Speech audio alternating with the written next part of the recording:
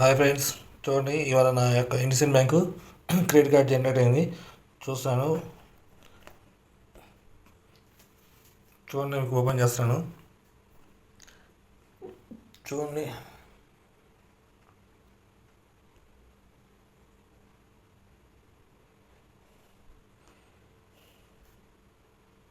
చూడండి నా card limit వచ్చేకి 75,000. కానీ ఈరోజు బిల్ జనరేట్ అయింది. చూడండి ఎంత వేసారో,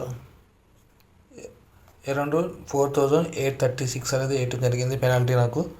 చూడండి, అరౌండ్ 5,000 దాకా వేసాను అనమాట. ఒక 75,000 కార్డు వాడి మినిమం బిల్లు కట్టినా సరే నాకు ఇలా 4,800 అంటే అరౌండ్ 5,000 బిల్ అనేది పెనాల్టీ పడింది.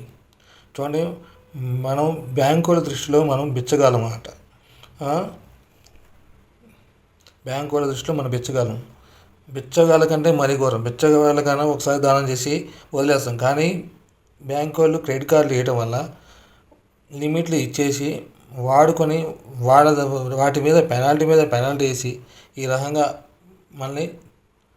మనల్ని మోసం చేసుకుంటున్నాం. దయచేసి వినండి, క్రెడిట్ కార్డు అయితే వాడబాకండి. మనం క్రెడిట్ కార్డులు కనుక వాడామంటే బిచ్చగాడితో సమానం.